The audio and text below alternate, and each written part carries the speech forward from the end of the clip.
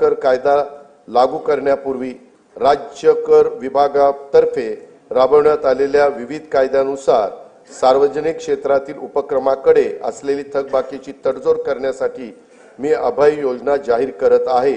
सदर अभय योजनेचे नाव महाराष्ट्र कर व्याज शास्ती किंवा विलंब शुल्क सार्वजनिक क्षेत्रातील कंपन्यांची प्रदेय असलेल्या यांच्या थकबाकीची तडजोड करण्यासाठी अधिनियम 2025 असे असेल।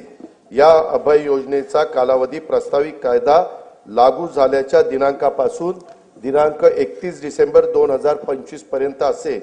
सध्या व्यक्तिगत मालकीच्या परिवहनेतर 4 चाकी सीएनजी व एलपीजी वाहनांवर वाहन प्रकार आणि किमतीनुसार 7 ते 9% दराने मोटार वाहन कराची आकारणी केली जाते।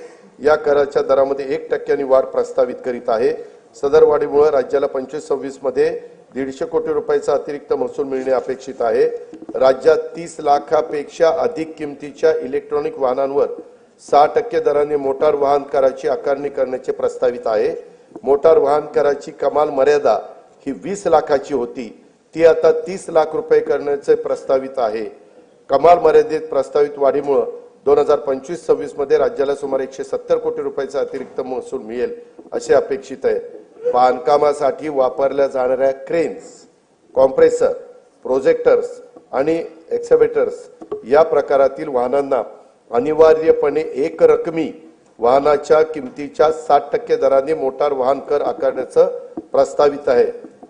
प्रस्तावित मोटार वाहन कर सुधारणेमुळे 2025-26 मध्ये राज्याला सुमारे 180 कोटी रुपयाचा अतिरिक्त महसूल मिळणे अपेक्षित आहे। राज्यात 7500 किलो वजनाच्या मालवाहतूक करणाऱ्या हलक्या वाहनांवर, ज्याला आपण एलजीव्ही म्हणतो, अनिवार्य एक रकमी वाहनांच्या किमतीत 60% दराने मोटार वाहन कर आकारण्याचे प्रस्तावित करीत आहे। प्रस्तावित मोटार वाहन कर सुधारणेमुळे 25-26 मध्ये राज्याला सुमारे 625 कोटी रुपयाचा अतिरिक्त महसूल मिळणे अपेक्षित आहे। महाराष्ट्र मुद्रांक अधिनियम कलम 4 नुसार एकाच व्यवहाराच्या पूर्ततेसाठी एकापेक्षा जास्त दस्तऐवजांचा वापर केल्यास पूरक दस्तऐवजांना ₹100 ऐवजी ₹500 इतकी मुद्रांक शुल्क आकारण्याचे प्रस्तावित आहे।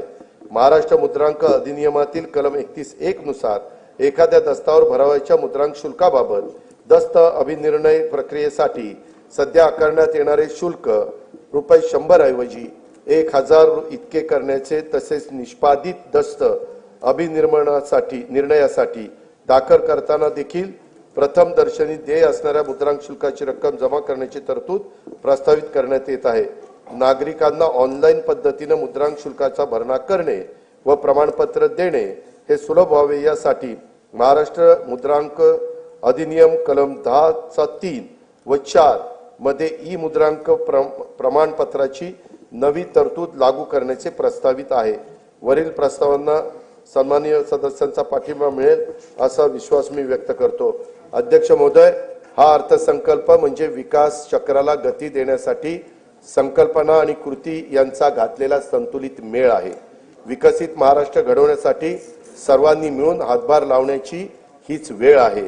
विकास संकल्प, विकासाचा ध्यास, मनी धरू आस विकासाची, विकास चक्राला देऊन या गती, साधूया प्रगती वेगातची, मिळून या सारे राज्य विकसित, राष्ट्र विकसित करू चला, राष्ट्र विकसित करू चला, राज्य विकसित करू चला।